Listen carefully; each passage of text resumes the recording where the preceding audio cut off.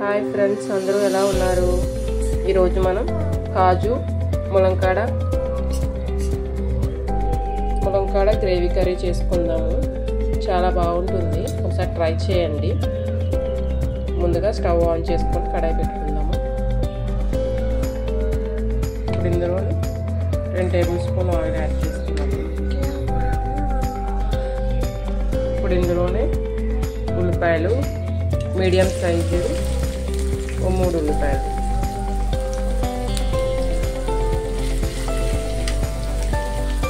ఇప్పుడు ఇందులోనే మనం సాల్ట్ యాడ్ చేసుకుంటున్నాము. 1 టేబుల్ స్పూన్. బాగా ఫ్రై అవ్వాలి. ఆనియన్స్ ఫ్రై అయిపోయి ఇప్పుడు ఇందులోనే నేను 2-3 పచ్చిమిరపకాయలు వేసుకున్నాను.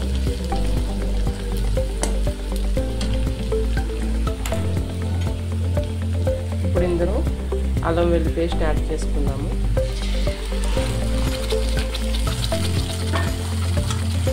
పచ్చివాసన పోయే వరకు ఫ్రై చేసుకోవాలి.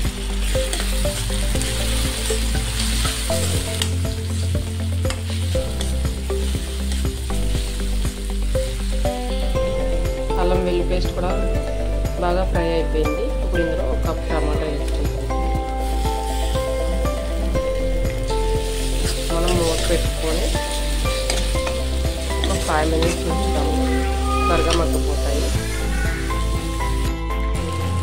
చూసారు కదా, టమాటా కూడా బాగా మగ్గిపోయింది. ఇప్పుడు ఇందులోనే నేను 2 ములంకాయలు తీసుకున్నాను. ములంకాయలు కూడా కొంచెం ఫ్రై అన్నమాట. అలా అయితే బాగుంటుంది.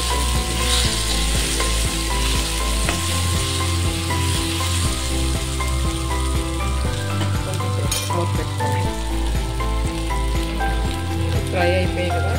ఇప్పుడు మనం ఆల్రెడీ నేను జీడిపప్పు 1 అవర్ ముందు నానబెట్టుకున్నాను.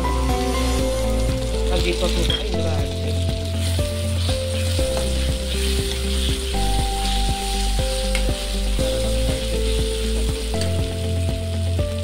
ఇందులో ధనియా పౌడర్ 1 టేబుల్ స్పూన్, జీలకర్ర powder 1 table spoon, 10 table spoon కారం,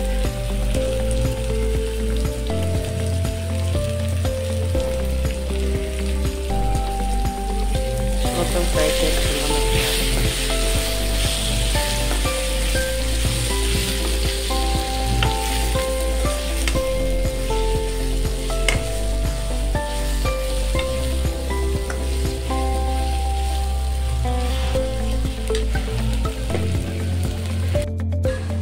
ఇప్పుడు కొంతసేపు మసాలా మొత్తం మగ్గింది కదా.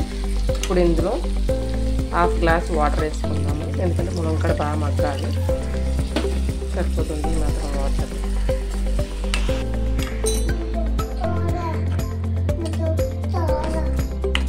బాగా మగ్గనిస్తాము. మూత పెట్టుకోండి. ఒక 10 మినిట్స్ మీడియం ఫ్లేమ్లో పెట్టుకోండి.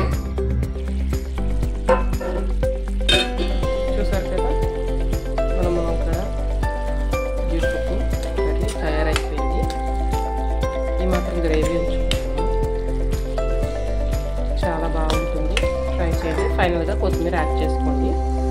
ఓకే, సరిపోతుంది. స్టవ్ ఆఫ్ చేసేసుకొని సర్వింగ్ బౌల్లో తీసేసుకుంటాం.